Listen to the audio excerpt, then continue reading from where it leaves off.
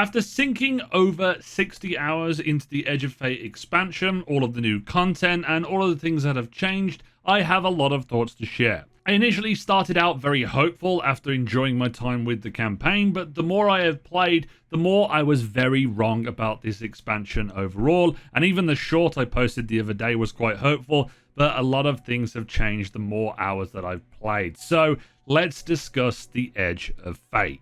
The first thing to start with is the good stuff. What does this expansion bring, and what does it do for the future of Destiny? The first of that is the narrative. The narrative portion of the Edge of Fate campaign was one of the better experiences that we have had, at least for me. I was very worried that going into this expansion that we wouldn't be able to pick itself up after the high of the final shape. But Edge of Fate's overall story is pretty good. It focuses on the Nine, a collection of 9 beings that have seemingly been messing with the universe in order to get the things that they want. They've been in the game for a long time, and it finally feels good to make them like a front and center main antagonist to the series. And they ultimately are trying to do things that they want by messing with us and other people in the franchise. What I liked about the story is that it pushes the game into a new direction. It generates intrigue and sets up the stakes for the next saga. Lodi especially is very well written and is key to this campaign, and I really enjoyed them as a character, including Orin as well, who is one of the previous emissaries. This has definitely been the best new introduction to new characters that Destiny has done. I would argue that this campaign story is up there with a few more recent ones that we have had, and is arguably the best part of Edge of Fate's overall appeal. And the soundtrack. The soundtrack just absolutely bangs this time round. However, if you are not a lore fan or into the general world of Destiny's story, then this is going to be a rough time going forward. This brings us to Kepler and the rest of the campaign. Most of the gameplay you will experience is focused around dark matter abilities. Think Deep Sight that we had in the Witch Queen and the really weird strand stuff that we had in Lightfall. Matter Spark and Matter Weave plus the Relocator are the 3 abilities that you are going to be using, and it's very much like a Metroidvania, as in you'll solve various puzzles once you unlock more of these abilities.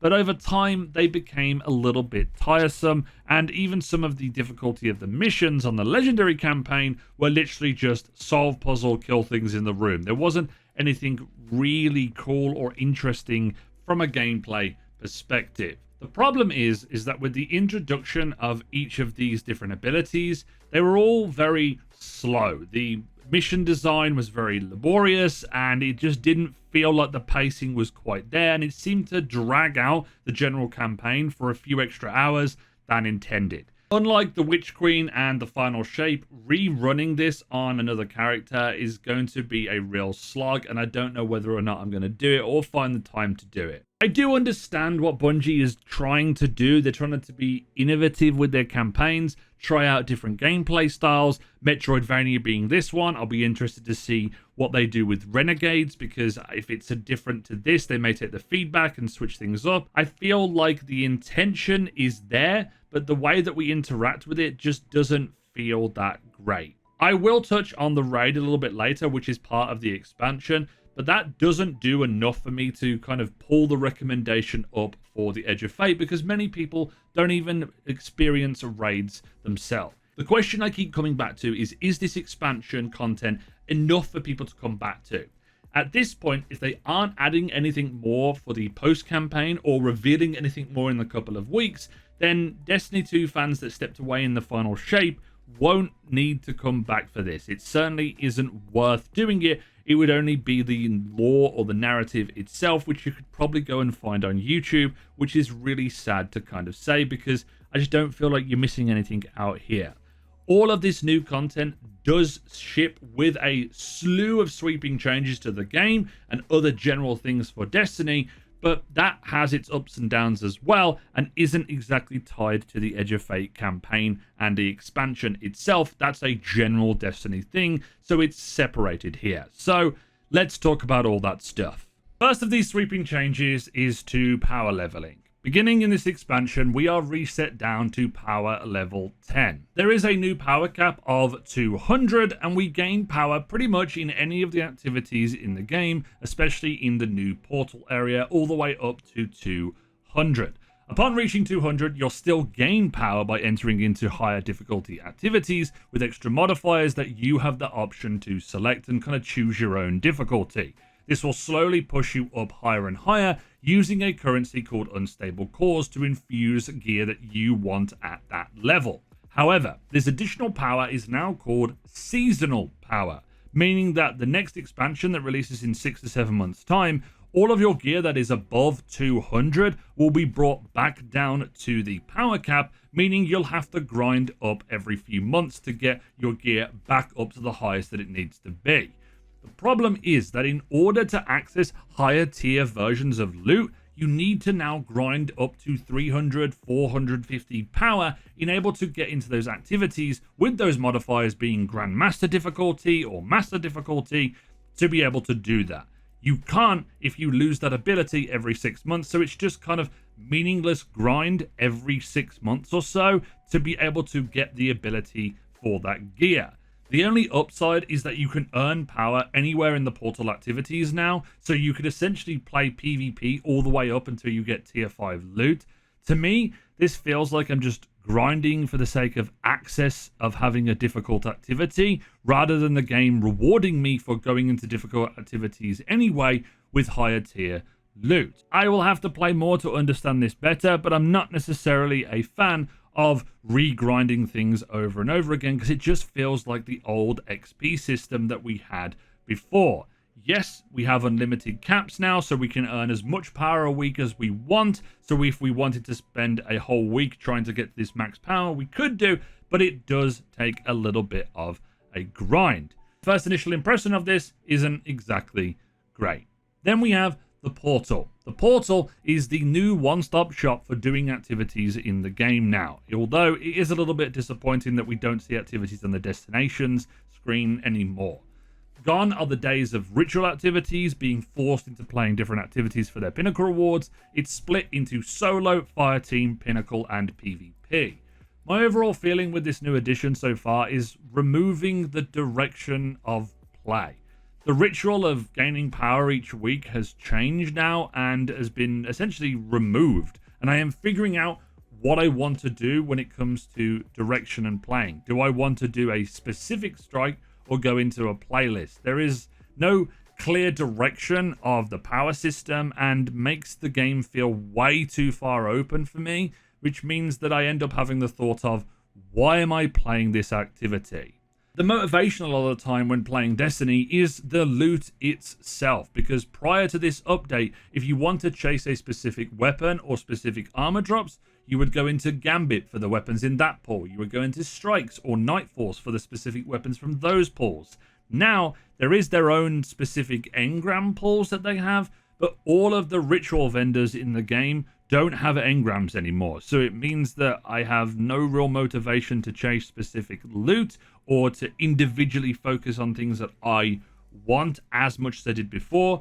I want to go and get the slammer that we had in Nightfalls before, and I aren't able to now because I can't focus it. So it's just not accessible to me anymore because it's not in the new tiered loot system. So it just doesn't feel great. I will admit though, there is a slight upside to all of this negativity with Armor 3.0.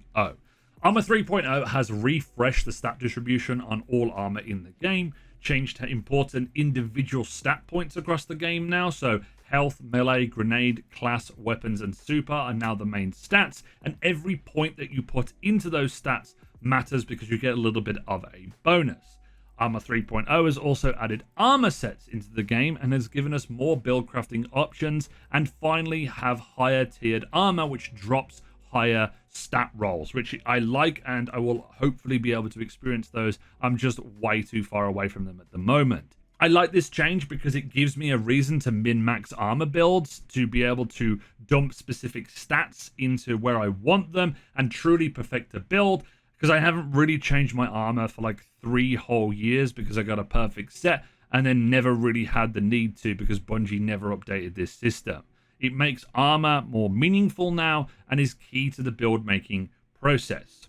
However, this comes at the cost of Bungie not sunsetting 2.0 armor. What I mean by this is certain stat rolls in the game are, quite frankly, impossible to get, i.e. super and weapon stats as the two main focus stats. So what people did prior to the launch of the DLC was get mobility and intellect armor all the way up to 30s in each, so it would convert to super and weapon stats in the new system. Fair play to all those people that prepped, but Bungie has not really given the player base the ability to focus armor into those specific stats with a ghost mod. There's literally 6 in the game at the moment, meaning outside of potentially a few niche areas in the game, it's impossible to get that same stat spread.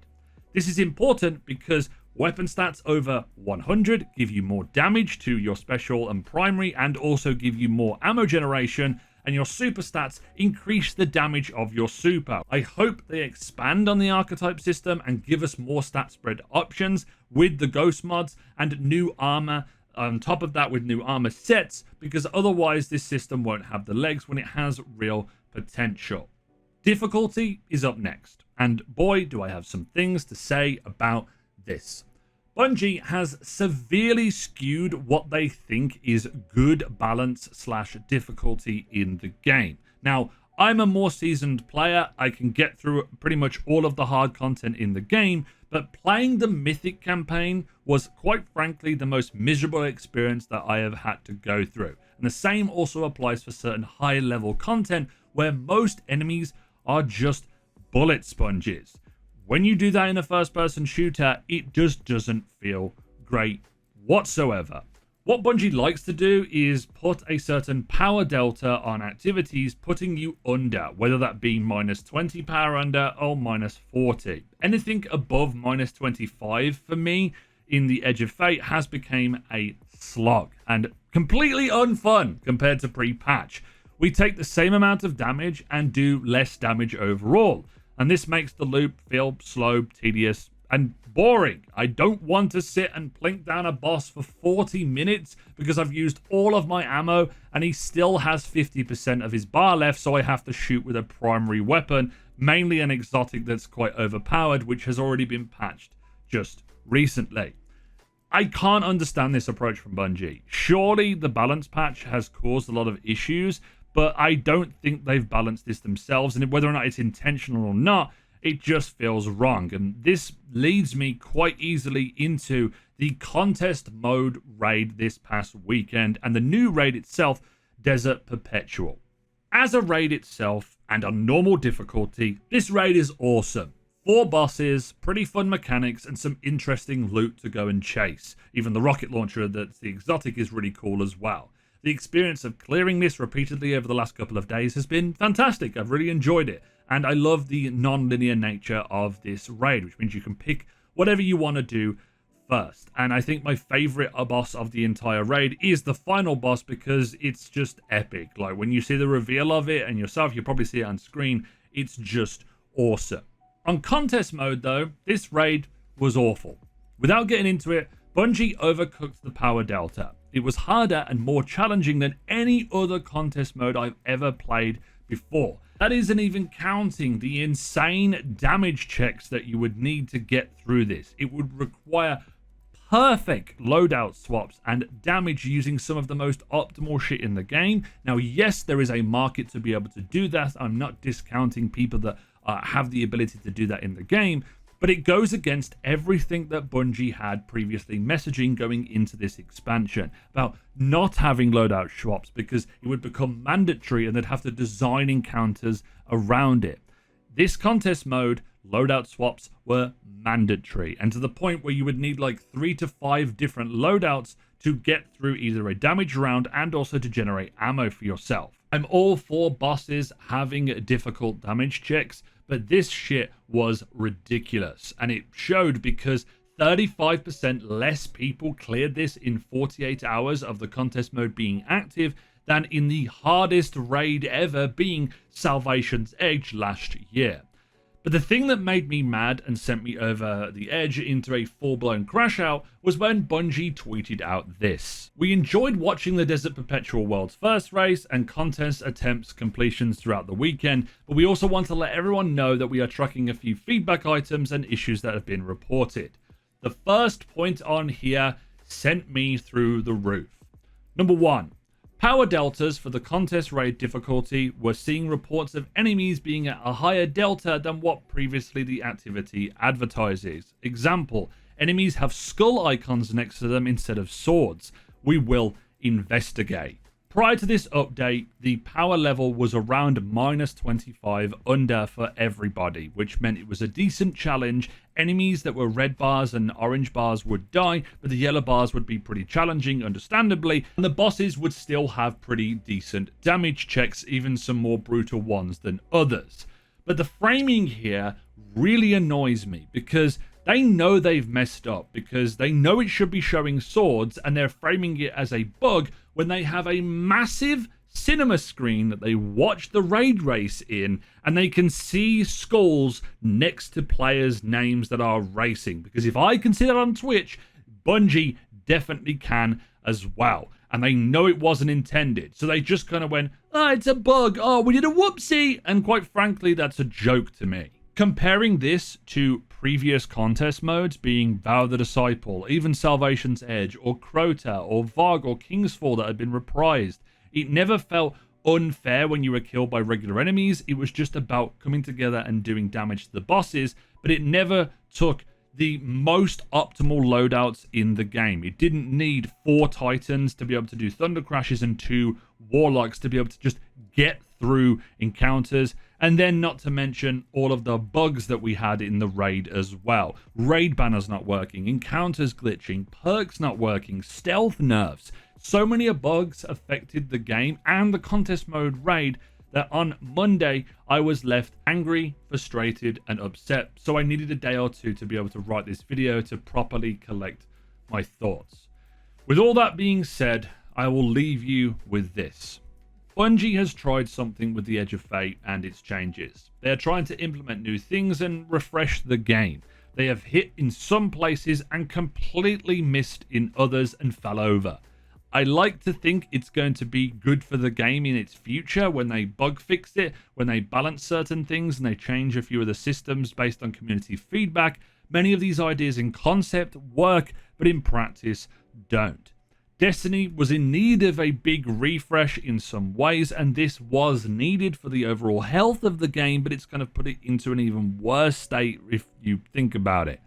Overall, I'm not exactly hyped to see what the game is going to be looking like in 3 months' time, but I remain open to changing that opinion. The easy answer here is to say we need a hard reset with Destiny 3, but that pipe dream is long gone. And so for those that are still playing the game like me and many others, we'll have to wait and see what the future of Destiny 2 brings. But if you have any thoughts about the new expansion, if you've played it, or the direction of Destiny at the moment, keep it civil at least, but let me know down in the comments section. And as always, if you want to see more content from me, leave a like on the video, subscribe to the channel, and this has been Jimbo, and I'll see you guys next time.